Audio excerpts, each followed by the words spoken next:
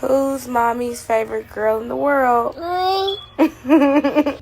WAFF 48's Daquan Lee joins us live in Athens in front of the home where police officers say today's shooting happened.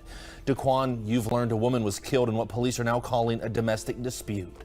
Nolan, I've been outside talking to neighbors all day about this early morning shooting, including one man who says that he noticed erratic driving from the people that were in the house behind me. Now, if you take a look at your screen, you can see the mugshot of 20-year-old Kywan Yarro, who was arrested early this morning. He's charged with capital murder for shooting and killing 26-year-old Alexis Garth. At 4 o'clock this morning, Athens police officers responded to a domestic violence shooting call where I am on 22,000 block of Oakdale Ridge Lane. When officers arrived, they say they found Garth in the driveway. She was taken to Huntsville Hospital where she later died of her injuries. I talked to a man who was at the home next door and detailed his reaction when the shooting happened. Went back to poke my head back outside to see what was going on, and I heard 3 gunshots, so I shut the door, locked it, and then within, I don't know, 2 or 3 minutes there was already cop cars here. So I didn't know exactly what happened. I thought maybe there was a robbery going on, but I don't think so after, reading a bunch of stuff. It was supposed to be a new beginning, a bigger house, a fresh start, a new year with promises that felt unshakable. Instead, it became the last sunrise she would ever see. The phone line was open when the words came through. Cold, measured. I'm going to kill her, kill the baby, and kill myself. A child's whimper, barely audible under the sound of a man pacing. A woman's voice trembling, pleading. The metallic click of a gun being readied. Blue lights cut through the stillness of a quiet Athens street. Neighbors, woken by the chaos, peek from windows to see something they can never unsee. A young mother lying in her own driveway, the concrete beneath her running red. Her 3-year-old crouched under a nearby car, small hands gripping the cold metal, afraid to make sound. 30 days earlier, the man standing over her had walked out of prison. Now he stood in front of police, the gun pushed from his reach, her life already gone. Was this love twisted into possession? A jealous rage? Or was it something far darker, a plan that had been forming long before that trigger was pulled? Because when freedom is given to someone who's already shown the world what they're capable of, someone else often pays the price. And on New Year's morning, Alexis Garth paid with everything she had. Welcome to Twisted Crimes Files, where the darkest truths come to light. Stay with us for chilling stories you won't forget, and be sure to subscribe so you never miss a case. Her name was Alexis Garth, 26 years old, a mother of 2 beautiful little girls, one barely old enough to run, the other still learning to form her first words. Family was her heartbeat. Friends say she had a smile that pulled you in and a stubborn streak that pushed her through life's hardest moments. She was the one who remembered birthdays, who checked in when you went quiet, who would show up with food if you were too tired to cook. Just a year before her death, on January 1st, 2022, she posted a photo on Facebook, standing in front of a brand new house with her boyfriend, smiling into the camera as if the world had finally decided to give her a break. The caption read, "When they try to count you out, you make him count you in. We beat the odds." Hashtags, hashtag Happy New Year, hashtag New Home. It was more than just a social media post. It was a declaration. Alexis had fought for this moment, for a bigger home where her daughters could grow, play, and feel safe. She had beaten back the odds, or so she thought, because the man standing beside her in that photo, the man she believed she was building a life with, would one day be the reason she wouldn't live to see another new year. Alexis loved hard. Her friends joked she was the ride-or-die type. If she loved you, she'd go to war for you. But that same loyalty can be dangerous when it's given to someone who knows how to exploit it. Her sister, Miracle Scott, says Alexis dreamed of nothing more than watching her girls grow up happy. She wanted to be the kind of mom who showed them what strength looked like, even on the days she didn't feel it herself. But what no one knew was that behind the new house and the Facebook smiles, Alexis was quietly navigating a storm. If stories like Alexis's make you think twice about who you trust, subscribe now. The next warning you hear here might save your life. And if you choose not to, I want you to tell us in the comments why you'd risk missing it. Because the truth is, you never know when the person you've let into your home is the same one who might take it all away. His name was Kywan Yarro. At first glance, he didn't look like the kind of man who'd already left a trail of violence behind him. He was young, just 20 years old when Alexis was killed, but his history was far older than his age. In 2019, at just 16, he was convicted for shooting 3 other juveniles. He was given a 36-month suspended sentence, 24 months probation, and another chance at life. But probation didn't hold him. It was revoked, and he was sent to state prison. Then, on December 2nd, 2022, something happened that would change the trajectory of Alexis's life forever. Kywan was granted mandatory release, months before his sentence was supposed to end. He walked out of prison and back into Alexis's life. Publicly, they smiled for photos. Privately, friends and family began noticing signs. The controlling tone, the jealousy that could flip from charm to anger without warning. Still, Alexis stayed. Maybe for love. Maybe for the hope that people can change. But sometimes, a person's past isn't something they leave behind when they walk out of prison. Sometimes, they carry it into your living room.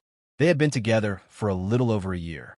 Trips, parties, family dinners. The pictures look like the story of 2 people building a future.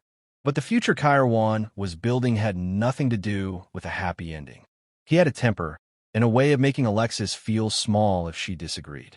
Arguments started as sharp words, but the edge was getting closer to something that could cut deeper. People who watch and subscribe to channels like this spot the red flags earlier. Those who don't often read their friends' names in the news instead. Which side will you be on? Because trust, when given to the wrong person, can be the most dangerous weapon of all. By the start of December 2022, Alexis was moving through life in 2 separate worlds. In one world, she was the mother her friends admired, planning Christmas, keeping the house decorated, making sure her daughters were fed, warm, and happy. She posted pictures of them in matching pajamas, smiling in front of the tree. She spoke to her sister about the new year and how she wanted to do more for herself and her kids. In the other world, the one she didn't post about, Alexis was living with a man who had just come home from prison less than a month earlier. A man who had a past that no ribbon-wrap holiday could soften. The first weeks after his release were quiet. Kywan slipped back into the home as if he had never been gone. He bought gifts for the girls, watched TV with Alexis, acted like he wanted to be part of family. If anyone outside the home saw them, they'd think things were fine. But inside, there was a constant, invisible pressure. Kywan didn't like Alexis going places without him. If she stayed too long at her mother's house, she'd get a text, "When are you coming back?" Followed by another if she didn't reply fast enough. If she laughed too freely when she was on the phone, he don't know who she was talking to. 2 weeks before the shooting, Alexis confided to her sister that she was tired. Not just tired from raising 2 kids, tired from the tension.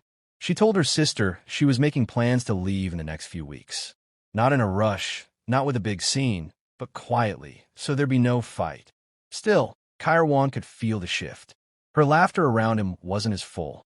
Her replies were shorter. She started spending more time at her mom's. And for a man who had spent time behind bars, where control is everything, that change was enough to light a slow-burning fuse. Christmas passed without incident, at least in public view. There were no police calls, no reports. But in the days leading to New Year's Eve, something in Kywan's demeanor changed. Neighbors later described seeing him pacing in the driveway at odd hours, standing outside with his phone pressed to his ear, talking low, but moving his hands sharply. The night before the killing, Alexis was out with friends in Huntsville. She laughed, took photos, celebrated the new year ahead. To those who saw her that night, she looked free. But her mother later recalled how Alexis didn't come straight home afterward. Instead, she stopped by her mom's house, as if to put some distance between herself and whatever was waiting back on Oakdale Ridge Lane. When Kywan showed up at her mother's to pick her up, he wasn't angry, not outwardly. He was calm, almost too calm, in the way someone can be when they've already decided how things are going to end. He drove her back to their house. By the time they pulled into the driveway, the first morning of 2023 had already begun ticking toward tragedy. These patterns repeat in thousands of homes every day. Subscribe now so you can recognize them before it's too late, or tell the rest of us in the comments why you'd rather stay in the dark. Because the truth is, once the tension reaches this point, the fuse is already burning. And when it runs out, it's too late to stop the explosion. The last hours of her life looked ordinary on the surface. A short drive under a black winter sky. Streetlights cutting thin, pale rectangles across the dashboard. The kind of quiet that feels heavier than sleep. After midnight, Alexis didn't go straight home. She stopped at her mother's house first, just for a beat. A kitchen light, a quick hug, the soft rustle of a baby blanket being adjusted over a sleeping child. Her voice was gentle but tired, the tone of a young mother measuring every minute against the needs of two little girls. Outside, a car idled. No horn, no knock at the door, just the steady hum of an engine, patient as a held breath. When she stepped out, the cold settled over her like a warning. He was behind the wheel, calm, polite, the kind of calm that tells you nothing and everything. They drove back toward Oakdale Ridge Lane. No music, just the road and the unasked questions riding with them. Back at the house, the porch bulb threw a shallow halo across the front steps. Inside, the air still held the stale warmth of the last day of the year. Party cups in the trash, a stray confetti pressed into the welcome mat by a careless shoe. Alexis moved with the quiet choreography of a mother. Coat off, bag down, check the baby, check the toddler, lock the door. He moved with a different rhythm. Slow, orbiting, watchful. Minutes later, a small, avoidable problem drew her back out into the night. A sister's keys had been left behind. A quick fix. A neutral ground. Bucky ease. Bright aisles at an unholy hour. Coffee steam hanging in the air like a ghost. Two sisters meeting halfway. Keys exchanged. A hug that lingered. A promise to text when she got home. The drive back was shorter this time, but the quiet no longer felt neutral. It felt like a room with no windows. Inside the house, the clock slid past 3:30 a.m. Her older daughter stirred.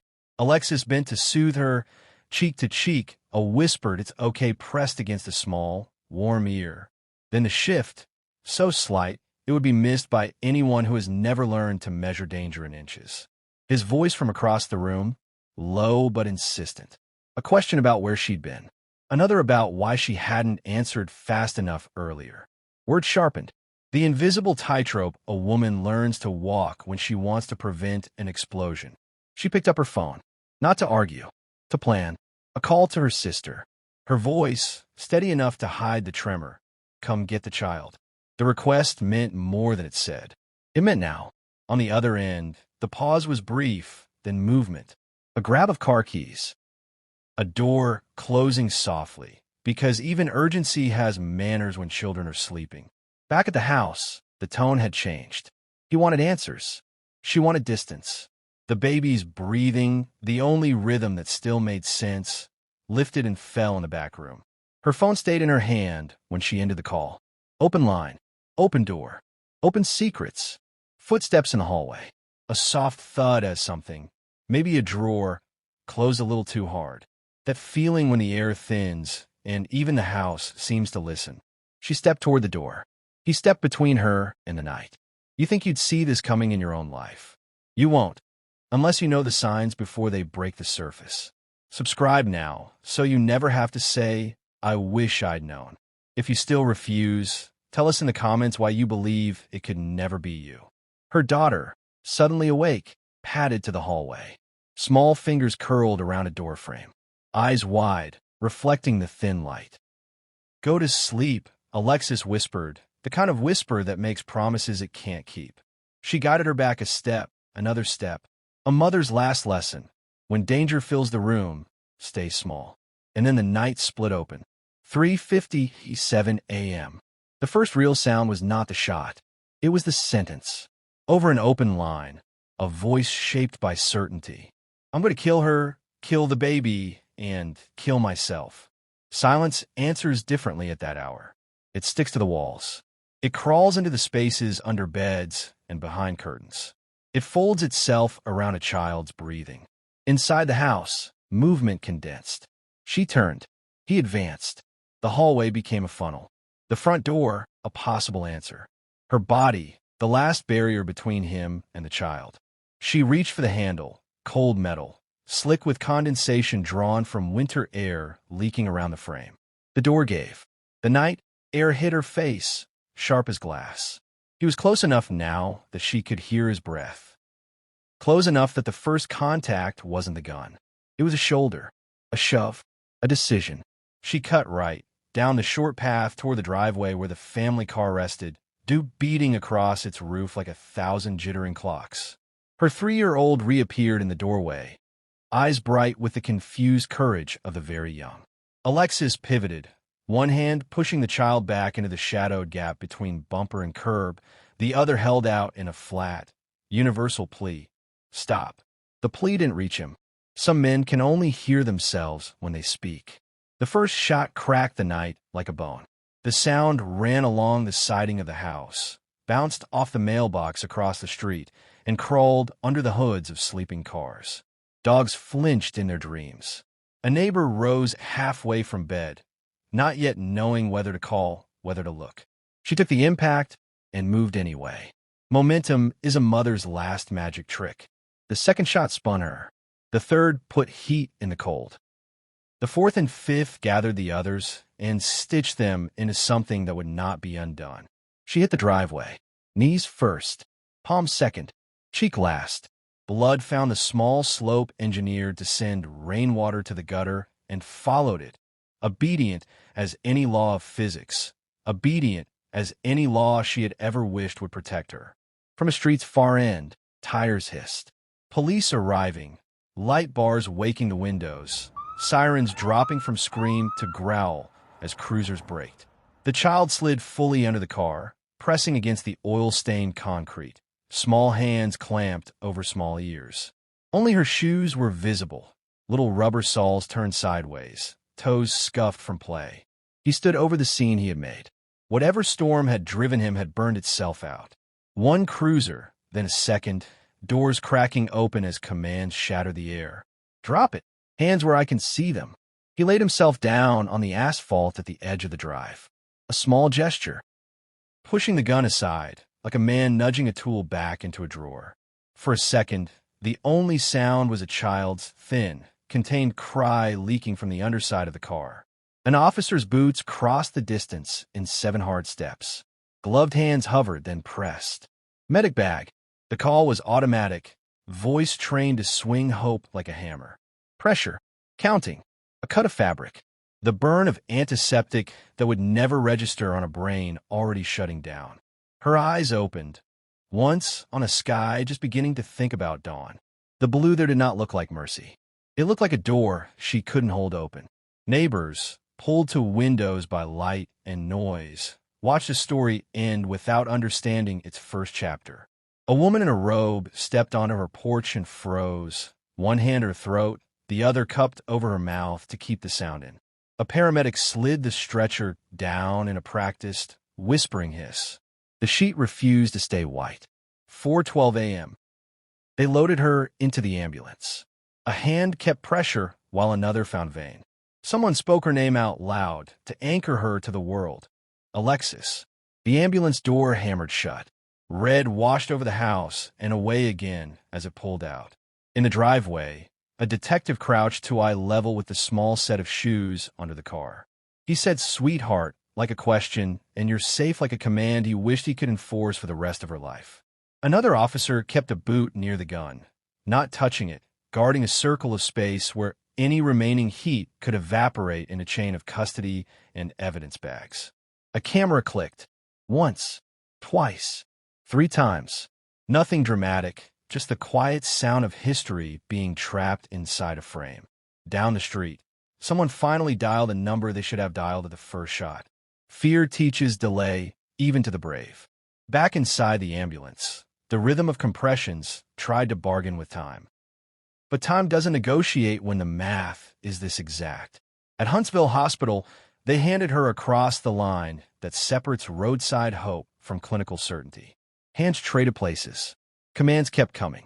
The room filled with the metallic cadence of medicine doing all it can and a monitor refusing to lie. There are moments in every hospital when an entire team leans forward at once, as if proximity alone could reverse a decision already written into the fabric of a body. This was one of those moments. And then it wasn't. Outside, morning finally committed to being morning. A mother's last act, shielding her child, had already done the only thing it could still do: keep the little girl alive. Back on Oakdale Ridge Lane, the light changed from blue to yellow. The blood on the concrete darkened as it cooled, tracking the gentle slope toward the gutter like water from a car wash. And across the street, a camera phone tilted down and stopped recording because even spectators understand when they've seen enough to haunt them. No one stopped to help. Not because they didn't care, but because by the time the world arrived, the choice had already been made.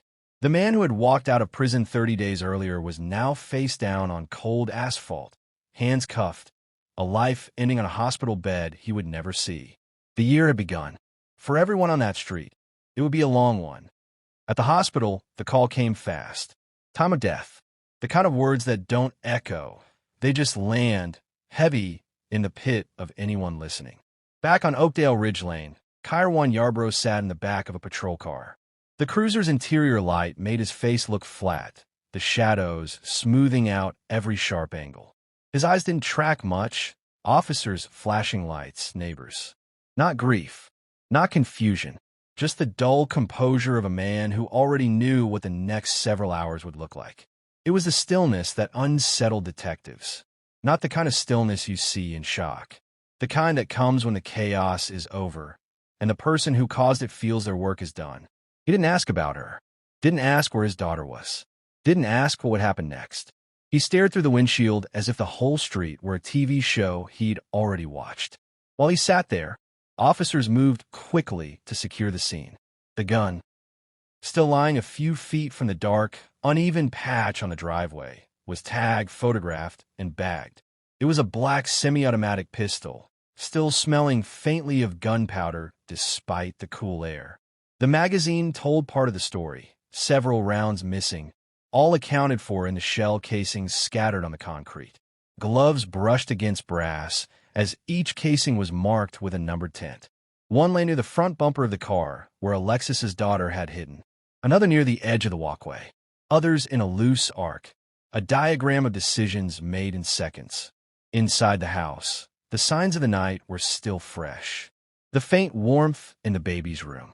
A half-finished bottle in the kitchen sink. A phone charger plugged in, the cord swinging slightly as an officer passed by. Detectives knew that in cases like this, the house always tells two stories. The visible one in the photos, and the invisible one in the gaps between them. On the counter, Alexis's phone vibrated. An incoming call from Miracle. An officer silenced it, slid the phone into an evidence bag, and noted the timestamp.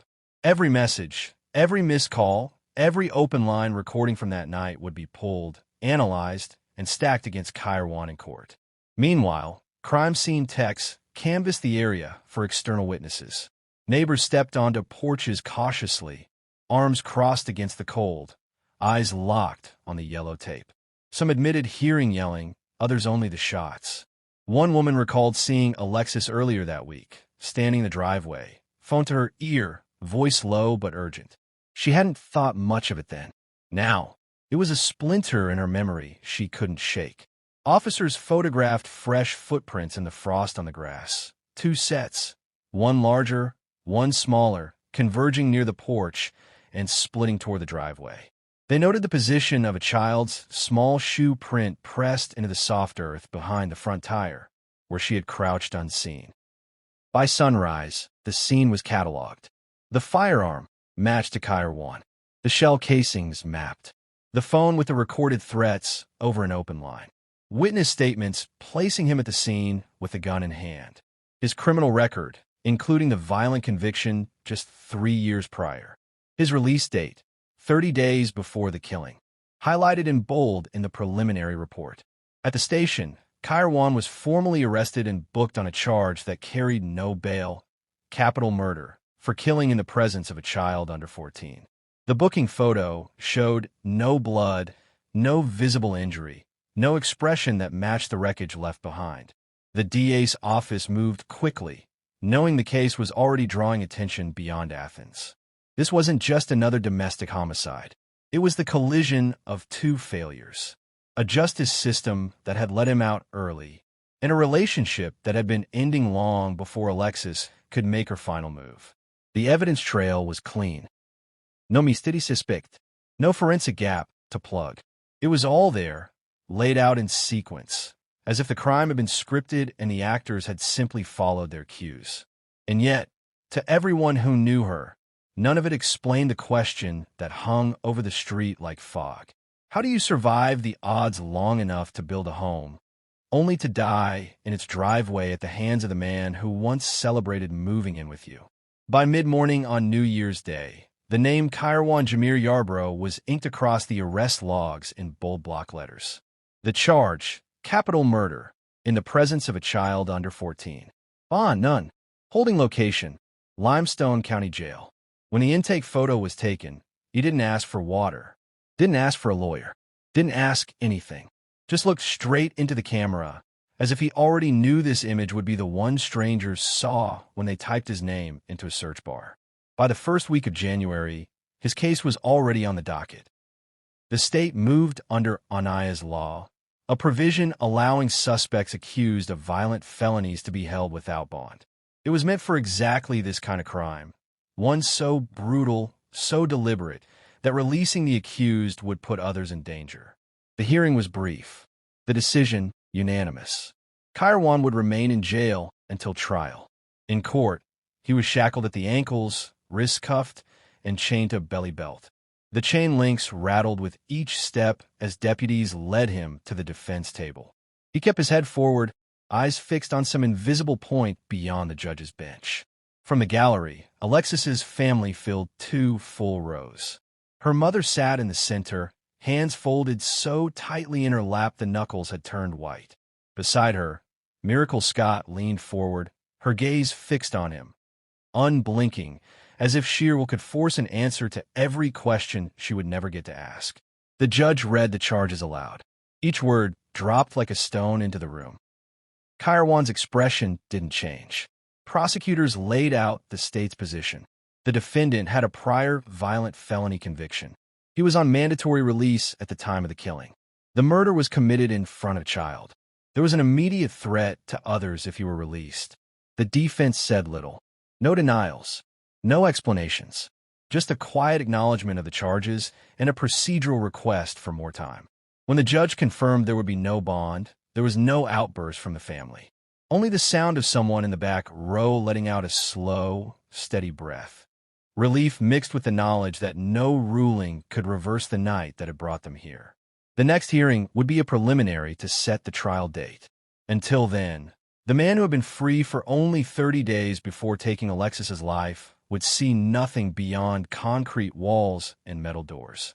For the family, it was not justice, just the first step on a road they had never wanted to walk. The courthouse doors closed behind them, but the sound inside didn't stop.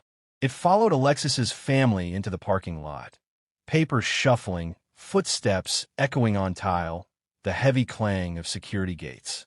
These were the sounds that would live in their memory, stitched to the word murder in a way they could never unpick. In the days that followed, Athens became a city holding its breath. Local headlines carried her name. Her photograph, bright smile, dark eyes, a warmth you could feel through the screen, was suddenly everywhere. But to her daughters, that face belonged to mommy, not to a victim. Miracle Scott spent those days on autopilot, answering calls from people who didn't know what to say, shuffling through paperwork that felt obscene to be doing so soon after her sister's last heartbeat, arranging childcare, arranging the funeral, arranging her own grief into something she could carry without collapsing. Her mother, Shanetta, turned to Facebook. She spoke directly into the camera, telling the story of that night in her own words, not to relive it, but to warn. The video spread fast. Viewers heard her voice crack when she described Alexis shielding her child, the 3-year-old hiding under a car, the blood running down the driveway. Some couldn't watch it twice. Others shared it with captions like, "This could be your sister, your daughter, your friend." 3 days after the killing, candles began to appear at the edge of the driveway. Not many at first, just a few in glass jars, their flames bending in the January wind. Then flowers, balloons, framed photos. By the end of the week, the patch of concrete where Alexis fell was surrounded by a small wall of color and light. The vigil drew dozens. Neighbors stood beside people they'd never met, hands in pockets, shoulders hunched against the cold. A pastor spoke, his words carried more by tone than volume. When he finished, there was a silence so complete you could hear the candles hissing in the wind. Children clung to their parents that night. Some didn't understand why everyone was crying. Others understood too much. For the family, each gesture, a card, a meal dropped off, a stranger's hug, was a reminder that the loss was real. That Alexis wasn't coming back to her home, to her girls, to the life she'd been building. And yet, grief didn't cancel the bills. It didn't raise her daughters. It didn't answer the question that would circle in their minds for years. How could a man walk out of prison and walk straight into this? The courthouse would open again in a few weeks. The hearings would continue. The trial would come. But for now, the family's job was to wake up each morning and find a way to live in a world Alexis no longer inhabited. In the weeks that followed, the weight of absence settled into every corner of the Garth family's life. The house where Alexis had celebrated her new beginning now stood as a reminder of what was taken. But in church on Sundays, her mother still sang the hymns Alexis had grown up hearing, her voice breaking only when the words spoke of mercy. Some members of the congregation told her to pray for Kywan's soul. Others told her forgiveness would bring her peace. But forgiveness is not a switch you can flip in the dark. It is a road you walk barefoot on broken glass, not knowing if the end leads to light or another kind of pain. The pastor spoke of Alexis's sacrifice, that her last act was an act of love. He quoted Proverbs, "She opens her mouth with wisdom, and the teaching of kindness is on her tongue." It was meant as comfort, but for those who loved her, it was also a reminder that kindness had been her gift and her risk. Faith became a tether, but tethers can fray under the strain of questions that have no answer. Why was he released so early? Why didn't the system see the danger? Why wasn't her life worth the same urgency that now kept him locked away? If you've listened to her story and still think it couldn't happen to someone you know, you're wrong. Subscribe now, because the warning signs you learn here may be the only ones you ever get. If you choose not to, tell us in the comments why you'd gamble on being ready when danger comes to your door. We didn't see the late-night phone call she never made because she didn't want to wake anyone. We didn't see the moments she smoothed over tension with a smile so her daughters wouldn't grow up afraid. We didn't see the way she was already planning her escape, how close she came to making it out. And that's the truth about stories like this. We almost never see the danger until it stands in the driveway, until it's holding the gun, until the sirens are already on their way. Systemic failures hide in those blind spots. The early release program that put him back on the street. The lack of intervention when warning signs surfaced. The way we, as a society, still treat domestic violence as a private matter until it spills into public view and blood. You can choose to watch, shake your head, and scroll away, or you can subscribe and stay alert, so the next time you see something that feels wrong, you recognize it for what it is. If you refuse, say why in the comments, because silence is also a choice. Love should never come with bruises. Safety should never require sacrifice. And the people we trust should never be the reason our names are spoken in past tense. Alexis's life was not defined by the man who took it, but by the way she lived it, fiercely, fully, and with a love that shielded her children until her last breath. Her story is a warning, but it is also a demand that we notice the signs, that we ask the hard questions, that we refuse to accept the small red flags as normal. If Alexis's story moved you, honor her by acting. Subscribe now. Not later, not when it's convenient, because every day you wait is another day you could miss a sign that saves someone's life. And if you won't, tell us in the comments why you'd rather explain your reasons here than at a vigil. Rest in peace, Alexis Garth. 1996 to 2023. Your light will not go out here.